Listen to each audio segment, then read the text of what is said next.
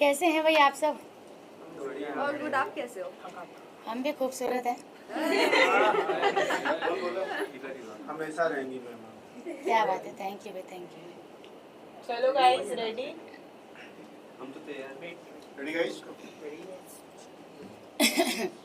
सो बहुत बहुत स्वागत है हिमा जी आपका। और उम्मीदें तो बहुत ज़्यादा थी आपकी, लेकिन उम्मीद से बहुत जल्दी घर से बाहर आ गई हैं आप। तो अपने एविक्शन पर क्या कहना चाहेंगी? देखिए, कहते हैं कि जो अगर मन जैसा हो जाए तो अच्छा है, और अगर नहीं हो तो और भी अच्छा है।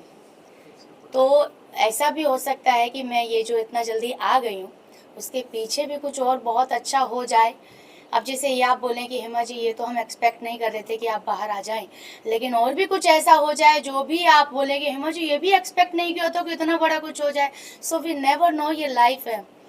मैं बोलती हूँ कि मैं चाहती थी बिग बॉस में जाना, लेकिन मैं बिग बॉस 18 की कंटेस्टेंट बनी हूँ। मेरे लिए ये भी बहुत बड़ी बात है, क्योंकि बिना किसी सपोर्ट के एक नॉर्मल लाइफ जीने वाली लड़की हेमा, जिसके ना आगे है ना कोई पीछे है, मतलब बच्चे हैं बट फाइनेंशियली बहुत ज़्यादा अच्छा नहीं है सेटअप। नॉर्मली सुबह शाम वही नॉर्मल रोटी खाने वाली लड़की अचानक से बिग बॉस के कंटेस्टेंट बन जाती है। कंट्रोवर्सी होने के बावजूद 1 साल के अंदर वो अपने ऊपर इतना मेहनत करती है, ज़मीन से जुड़ के मेहनत करती है। कोई फिल्म भी उसने नहीं किया, कोई टीवी सीरियल भी उसने नहीं किया, बस ज़मीन पे जाके जो लोग ज़मीन पे बैठे उनके साथ बैठ के बातें की और जनता बनी, और देखिए मैं बिग बॉस में पहुंच गई।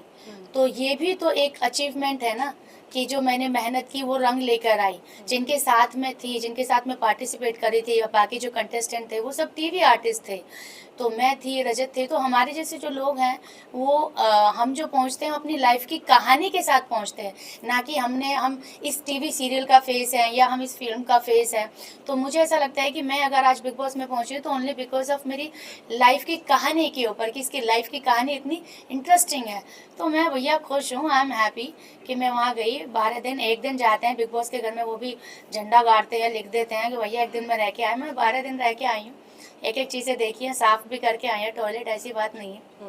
हेमा जी, आपने जब कंट्रोवर्सी आपकी क्रिएट हुई थी तभी आपने कहा था हाँ मनीषा रानी जैसे लोग जा रहे हैं, मुझे कोई दिलचस्पी नहीं है बिग बॉस में जाने की। लेकिन अब जब आपको अपॉर्चुनिटी मिली थी तब आपने हाँ क्यों कहा, जब आपने पहले मना किया था कि आपको नहीं जाने में इंटरेस्ट है। इसी कंट्रोवर्सी को लेकर मैं और जोड़ना चाहूंगी कि आपने सलमान खान को लेकर भी बहुत सारी नेगेटिव चीजें कही थी। तो फिर ये अपॉर्चुनिटी कैसे? यस, देखिए ऐसा है कि OTT 3 के लिए मेरी बात चली थी, जो अनिल कपूर जी कर रहे थे, और उसमें भी इसलिए गई थी कि चलो भैया उसमें सलमान जी नहीं कर रहे तो क्या पता मेरा हो जाए। तो मैं जब गई तो वहाँ पे उनको लगाया लड़की के अंदर दम है, इसको OTT के लिए नहीं रखते हैं, इसको कलर्स के लिए रखते हैं। ये बात है मई की। मई से मेरा जो सफ़र रहा है पूरे 6 महीने रहा है, और 6 महीने में हमेशा मैंने, जब भी मैं इंटरव्यू के लिए गई, कभी भी किसी को निराश नहीं किया। दूसरी बात, मनीषा रानी की, आई थिंक मनीषा रानी के बारे में मैंने अगर कभी बोला हो, क्योंकि मनीषा से मेरी कोई पर्सनली दुश्मनी नहीं है, मैं मिली भी नहीं हूँ सामने से, और मुझे पता भी नहीं वो क्या करती हैं। मतलब करती थी, अभी तो भगवान की कृपा से she is doing really good. Manisha के ऊपर कभी मैंने अगर बोला हो तो मेरे को सोच में मैं पड़ जाऊंगी कि मैंने क्यों बोला होगा। रही बात सर की, सलमान सर की, तो भैया उनसे तो मैं मिलना चाहती थी, इसी चक्कर में तो दबंग 3 कर ली हमने, और फिर भी नहीं मिले। लेकिन भैया क्या करे, प्यार इतना, सम्मान इतना है, और बिग बॉस में जाना है, अपनी कहानी बतानी है। तो big boss biggest reality show है, तो जब कुछ करना है तो बिगेस्ट ही करते हैं। अब बिगेस्ट में भाईजान भी आ जाते हैं। हमने तो अनिल कपूर जी वाला किया था, हम तो डर भी रहते कि हमारा तो होगा भी नहीं। लेकिन जब आपकी नीयत साफ होती है, जब आप मेहनत करते हैं, ईमानदार होते हैं, तो वो चीज़ मिल जाती है। हम तो बात सेल्फी के कर रहे थे, हम तो बराबर में खड़े होकर बातचीत करके आए हैं, हम तो रह के आए हैं और हिस्ट्री बना दी है। तो जो आपने बात बोली है वो प्री प्लानिंग कुछ भी नहीं था। आज अब मेरा इंटरव्यू ले रहे हैं, अब मैं यहाँ पे किसी और का नाम बोल दूँ तो भैया वही अपलोड हो जाएगा, फिर कभी जब दोबारा इंटरव्यू होगा तो उसके शख्स के बारे में बोला जाएगा। तो वो इंटरव्यू भी वैसे ही था, वीडियो थी वायरल भाभी की बात की, लेकिन वहाँ पे जिक्र आ गया दबंग 3 का और वो किस्से का, और हमने बता दी हकीकत जो हुआ था। उसमें हमारे आँख में से आंसू भी निकल गए, वो अपलोड हो गया, तहलका मच गया। तो हमको तो ये बोला था कि अब तुम्हारा करियर खत्म। मैंने बोला था, मैंने कहा भैया करियर मेरा सलमान खान ही बनाएंगे, और उस बीच में मैंने कोई काम नहीं किया। लेकिन आपने उस इंटरव्यू में आपने कहा था कि उनके बाउंसर्स ने आप मिलने हाँ, नहीं दिया। exactly, हाँ। तो जो अभी आप अंदर थे बिग बॉस में, तो आपने सलमान से से बात शेयर किया। हाँ, नहीं की ना, क्योंकि सलमान जी ने पूछी नहीं। तो जब सलमान जी ने पूछी नहीं तो मैं होती कौन हूँ ये बात सामने से रखने वाली। सलमान जी को तो जब मैंने बोला मैंने दबंग 3 की है, तो उन्होंने बोला अच्छा दबंग 3 किया आपने। तो जब उनको यही नहीं पता तो वो मुद्दा क्या पता होगा। लेकिन आपको क्या लगता है कि Guys, let's आपके stick to साथ, Big Boss, please. लेकिन आपको लगता है कि आपने जो एक्सपेक्ट किया था वही आपके साथ स्टेज पर हुआ, आपके साथ जस्टिफाई हुआ? आपको लगता है प्रीमियर वाले एपिसोड में आपके साथ जस्टिफाई हुआ? आपने जो बाहर बातें की थी कि सलमान खान आपसे बात नहीं कर रहे, मिले नहीं, ये नहीं हुआ, वो नहीं हुआ, लेकिन हमें एज अ व्यूअर हमें नहीं लगा कि आपकी बातों को सुना भी गया है वहाँ पर, लेकिन आपको क्या लगा हुआ वहाँ पर आपके साथ जस्टिफाई हुआ स्टेज पर? हाँ, मुझे ऐसा लगता है सलमान जी मेरी जो बातें मैं कह रही थी बराबर सुन रहे थे। इसी चक्कर में तो उन्होंने मुझे पूछा कि अच्छा ये बताइए आपका नाम क्या है, आप हैं कहाँ से। फिर उन्होंने शादी वाली बात भी मेरी पूरी बराबर से सुनी है, तो उन्होंने पूरा अटेंशन दिया है। बात यहाँ तक की आई है कि आप तो बड़ी सुंदर, आप कैसे बोलती हैं। तो आई थिंक मेरा इंट्रोडक्शन बहुत अच्छे से हुआ था। क्लिप क्या गई है इंट्रोडक्शन में मुझे पता नहीं, वो मैंने देखी भी नहीं है। मैंने उनके साथ डांस भी किया, मतलब मैंने बोले तो उन्होंने मुझे पूछा वायरल भाभी बन के जा रही है, आप वायरल भाभी क्यों है। तो मैंने बताया। अच्छा अब बात बच्चे की आती है, फैमिली मेंबर कौन है, कहाँ से हैं आप, सारी बातें आई हैं। अच्छा खासा इवन मेरी सिंगल एंट्री हुई है, जबकि 2-2 लोगों की हुई थी, बट आई एम ब्लेस्ड कि मेरे अकेले की हुई है। मैंने क्या वायरल भाभी बन के क्या क्या करेंगे, अंदर खाना बनाएंगे तो कैसे करके दिखाइए, मैंने करके दिखाया। झाड़ू लगाएंगे तो कैसे करेंगे, करके दिखाइए। अच्छा जिम करेंगे साड़ी पहन के तो करके दिखाइए। I did everything and he was very happy. और बहुत लंबा कॉन्वर्सेशन हुआ, और इवन यहाँ तक भी हुआ कि मैंने बोला कि हाँ कि मैंने सुना आप लक्ष्मी हैं, आपके पैर लक्ष्मी है। मैंने कहा हाँ ऐसा बोलता है। फिर मैंने अपने पापा की स्टोरी सुनाई, ये सब वो सब बोले अच्छा ओके, उनको कुछ मान के आप, मैंने सुना आप हेमा मालिनी जी के, आपको पसंद है हेमा मालिनी, आपके कहीं मैंने इंटरव्यू में सुना था। तो मैंने कहा मेरा नाम भी Hema, so thank you to my parents कि उन्होंने मेरा ही नाम हेमा रखा, तो बड़े खुश हुए। तो मेरा बहुत लंबा कॉन्वर्सेशन उनके साथ हुआ है इंट्रोडक्शन इस पे स्टेज पे, बट ये वाली बात कहीं नहीं हुई कॉन्ट्रोवर्सी वाली। जब अगर वो पूछते तो मैंने जिस कॉन्फिडेंस के साथ ये बातें बताई हैं, मैं वो भी बताती कि सर मैं सिर्फ आपसे मिलना चाहती थी। मतलब ये है कि सलमान सर तक जो बात पहुंचती है, मतलब उनको पता ही नहीं था, और कहीं ना कहीं आपको भी ये लगा कि सलमान खान की इमेज को लेके आप, मतलब आपको लगा कि गलत है सलमान खान की। सलमान जी खान जी की इमेज को लेके मैंने कभी किया ही नहीं। उनके जो आसपास रहते हैं उनके बारे में मैंने हमेशा बोला। सलमान जी को मैंने कभी सलमान जी, मैं थोड़ा, बस सलमान जी ने मेरे को धक्का मारा। ये तो फिर जब थंबनेल बनते हैं तो भैया फिर गर्दन यहाँ सलमान जी का एक थंबनेल लगाया हुआ है, उनके हाथ में तलवार है, मेरी गर्दन है। बताओ भैया इतना खतरनाक कर दिया तुमने कांड, उसको देख के मैं डर गई कि बताओ यार, खौफ सलमान खान। और भैया मगर सही से लगा लेता यार। तो चीजें आपको पता है कैसे निकलती है, क्या बोलते हैं और क्या निकल के आती है। अच्छा, बिग बॉस जर्नी की अगर मैं बात करूं तो आपको लगता है जिस तरीके की पर्सनालिटी आप है जो अभी तक हम जान पाए हैं, अगर आप इंडिविजुअल गेम खेलती तो शायद अभी तक घर में टिकी रहती, भेड़ चाल में चलने की वजह से आप जल्दी घर से बाहर आ गई हैं? नहीं, भेड़ चाल तो मैंने कभी चली नहीं, क्योंकि मैंने कभी इधर की उधर की नहीं। मैं इसके साथ बैठी इसकी सुनी, इसके साथ बैठी इसकी सुनी, अरे भैया इसको भी खाने की पड़ी है, इसको भी खाने की पड़ी है। और वहाँ पे ना ग्रुप बना लिया। चूँकि मैं अपनी इंडिविजुअल लाइफ बाहर से खुद जीती हूँ, ना मायका है ना ससुराल में, अपना डिसीजन खुद लेती हूँ, अपनी लाइफ खुद चलाती हूँ। तो मेरा वही है कि जो मेरे को सही लगा मैं इसके पास जाके बैठी। वहाँ पे क्या हो रहा है, ग्रुप चल रहे हैं। अब किसको नॉमिनेशन डालना है, यार इसका ये ठीक नहीं है, तो अगर तुम ये आपके साथ है तो आपका झगड़ा होगा तो ये साथ में आएंगे। तो भैया जब यहाँ तुम्हारे ग्रुप चल रहे हैं, मेरा तो झगड़ा किसी से नहीं है, तो मैं फटे में टांग क्यों अड़ाऊं। जब मेरी बात आई, जब मैंने सोचा कि इनकी तो ईगो ही खत्म नहीं हो रही है, राशन ही नहीं मिल रहा है, ये कोना पकड़ के सॉरी बोल रहा है, वो बोल रहा है मेरी ईगो खत्म नहीं हो रही, जब मेरा पारा फूटा, अरे भैया तुम लोगों ने कमाल कर दिया। खाना खाना खाना खाना, उसको राशन क्या मिला, उसको लगा मैंने संसार जीत लिया। मुझे भी खाना मिला था, मेरे भी अंदर भी लालच आया था, लेकिन बाद में वो खत्म हो गया अगले दिन ही कि भैया आप जेल से बाहर निकालो, राशन पकड़ो, मुझे जेल से बाहर निकालो। बट आई थिंक अविनाश ने वो कैरेक्टर बहुत सीरियसली ले लिया। मैं बाहर लोगों को खाना बांटती हूँ, और जब मैंने एक ही दिन, जब मुझे लगा मेरे अंदर पावर आ गई है, अब मैंने एक दिन खाना कंट्रोल किया, तो मैंने देखा यार भूखे मर रहे हैं वो तो आपस में, अरे यार आज खाना कम मिला। मैंने कहा भैया मैं खाना कम नहीं दे सकती, यार खाना लो, बिग बॉस ने खाना खिलाने के लिए ही भेजा है। अगर मैं आप लोगों का बिग बॉस को खाना दिया हुआ आप लोगों को नहीं दूंगी तो ये गलत बात होगी। गेम अपनी जगह, खाना अपनी जगह। तो मैंने मन का आज क्या बनाना है, राजमा, हाँ भैया राजमा लो। तो फिर जब चाहत को खाना बनाने नहीं दिया जा रहा था तब आपने आवाज क्यों नहीं उठाई? अब मैं इसकी बात बताती हूँ, क्योंकि अविनाश के पास मैं और चाहत खड़े थे, और ये अविनाश ने प्रवोक किया चाहत को। चाहत के दिमाग में नहीं आया ये ब्रिलियंट आइडिया, मैं आपको बता देती हूँ। चाहत ने बोला मैं आप दोनों को खाना देता हूँ, 1 किलो आटा में आधा पैकेट देता हूँ, 3 रोटी तेरी 3 रोटी इसकी, आलू देता हूँ, सब्जी बनाओ, ये रही गैस, किसी के बाप में हिम्मत नहीं है कोई अगर रोक ले। तो मैंने भैया अभी तो मेरा चल रहा, बाद में सोचूंगी, लेकिन चाहत ने ले ली वो बात सीरियसली। चाहत ने जाके कर दिया कांड। तो जब चाहत कर रही थी और जब ये मुझे पता है कि ये सेम लाइन मेरे सामने भी बोली गई है, तो मैं तो यही सोचूंगी ना कि भैया एक्टिंग हो रही है, क्योंकि अगर इसका खुद का ओन आइडिया होता तो शायद मेरा आउटपुट निकल के आता।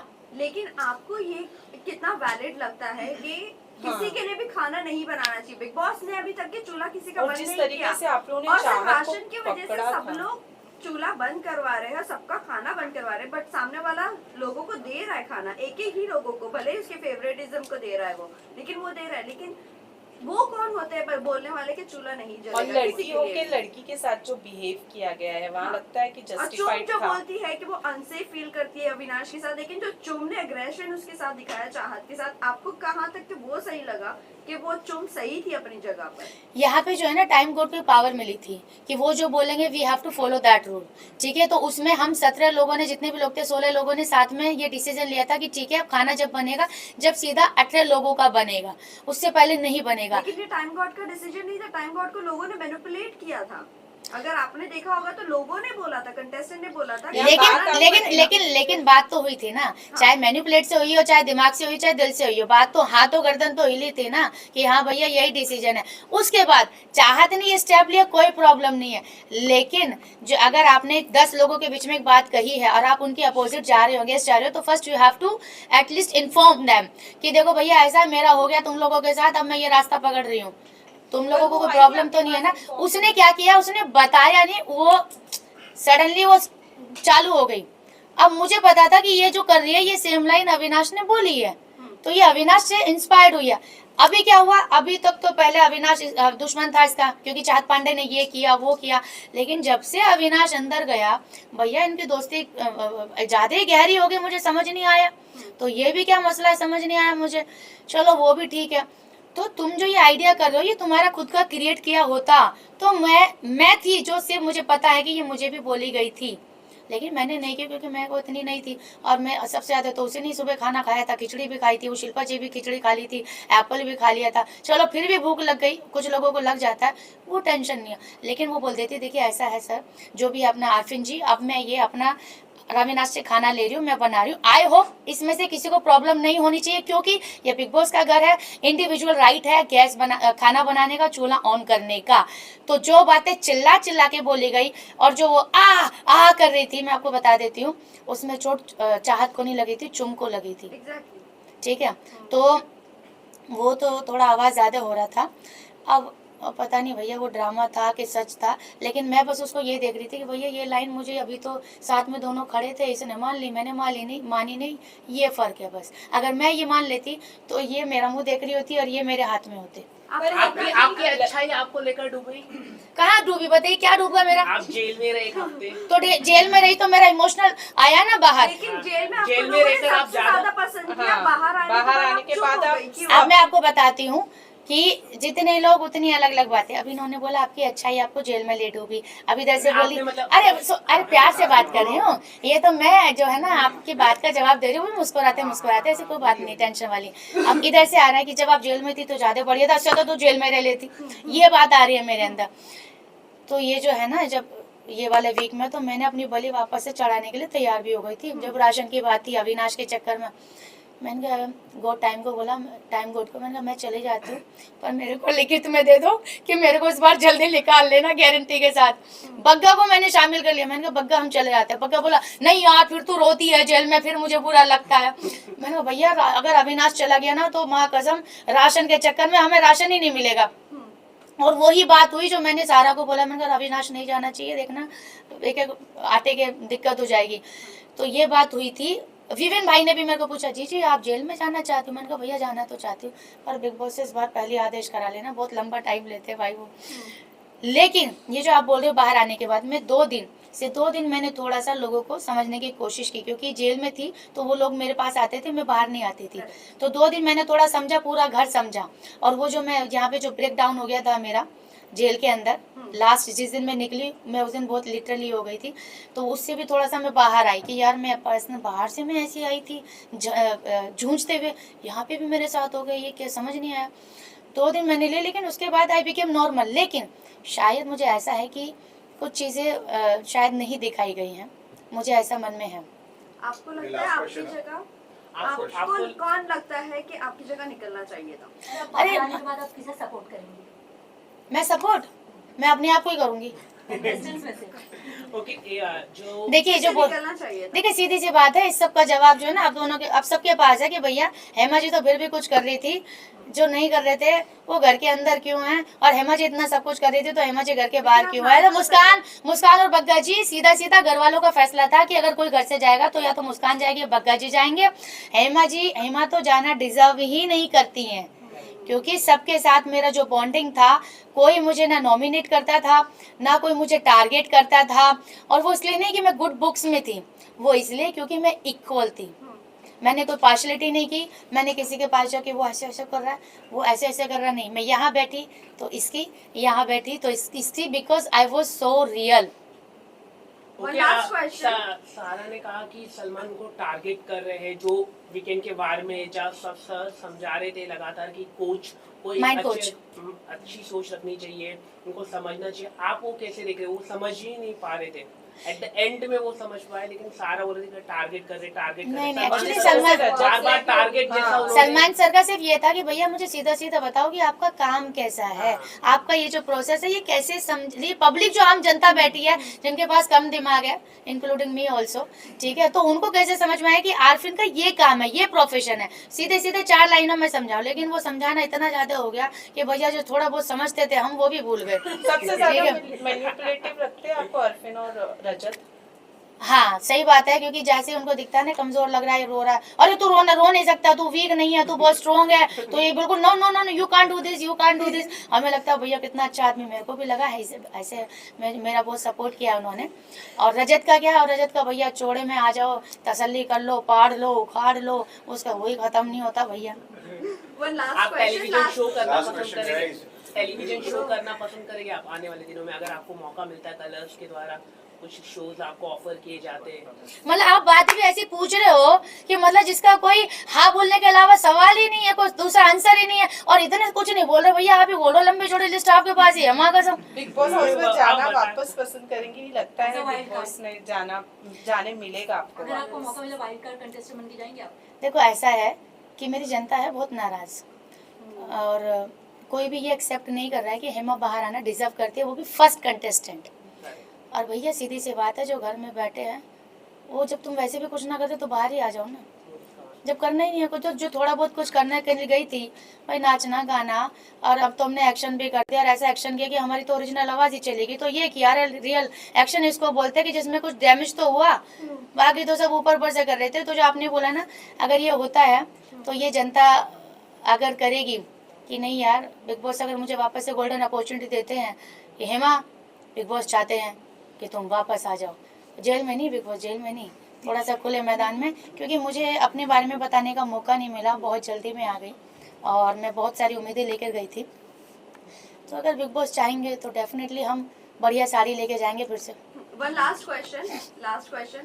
कल रजत और विवियन को कंट्रोलिंग के लिए बुलाया गया था। सबने लीडरशिप के लिए चूज किया रजत को। सब चाहते हैं कि घर का कंट्रोल होना चाहिए रजत के हाथ में। डू यू थिंक रजत इतने डिजर्विंग है विवियन के अकॉर्डिंग? ऑल्सो यहाँ पर रजत, जब उनसे पूछा गया था कि जिस तरह अविनाश ने लोगों को सिर्फ बोला था कि क्लैरिफाई करने के लिए और सॉरी भी नहीं बोलने बोला था और खाने के लिए बस बंद किया था, तो लोगों का इतना था, और रजत ने यही कहा था कि मैं खाना बिल्कुल भी नहीं देता, तो आपको लगता है वो हानिकारक नहीं है घर वालों के लिए और वो डिजर्विंग है कंट्रोल करने के लिए? और जबकि वोट भी उन्हीं को मिले हैं, मतलब Yes, वही जीते हैं। हाँ। देखिए ऐसा है कि हर हफ्ते ना सबका हिसाब होगा और बराबर से होगा। ये कुर्सी आज है, अगले हफ्ते तुम्हारी नहीं होगी भैया, तो इस कुर्सी को आज ही आज संभाल ले, या तो इसको सर पे रख ले, या तो इसको बैठ ले, या इसको इस्तेमाल कर ले, ये तेरे हाथ में है। ठीक है, ये रजत के हाथ में भी आई है। जिन लोगों ने अब रजत को वोट दिया है, उम्मीद जो सोच के दिया है, वो कितना खरा उतरेगा। मैं तो बाहर बैठी हूँ, जो अंदर बैठे उनको साफ दूध का दूध पानी हो जाएगा। अगले हफ्ते उनकी आँख खुल जाएंगी और उनको समझ में आ जाएगा कि भैया अब अगली बार रजत को देना भी है, या विवियन को देना है, या दोनों में से किसी को नहीं देना है, कोई तीसरा उम्मीदवार खड़ा करना है। ठीक है, तो हर हफ्ते वहाँ इंसान बदल रहे हैं। लेकिन आपके अकॉर्डिंग रजत डिजर्विंग नहीं है कंट्रोल करने के लिए, आप ये बोलना चाह रहे हैं? वो थोड़ा सा ओवर कर देता है। विवियन जो है ना थोड़े से कम बोलते हैं, लेकिन आई थिंक दुनिया की समझ थोड़ा सा है Sorted उन्हें। mind है। हाँ, मुझे ऐसा लगता है, क्योंकि ये भी ज़रूरी है, क्योंकि कभी कभी बहुत जल्दी बोल देना भी ना, वो बोलने के लिए अच्छा होता है, पर डिसीजन के लिए आई थिंक वो नहीं होता है ठीक। Thank you very so much. Much. Thank you everyone, thank you everyone. Thank you visual खड़े हो जाते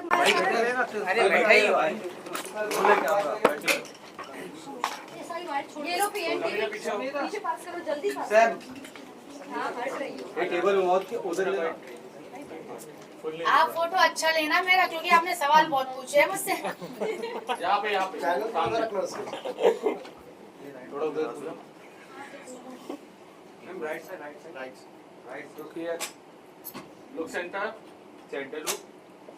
look Look here. Let me say.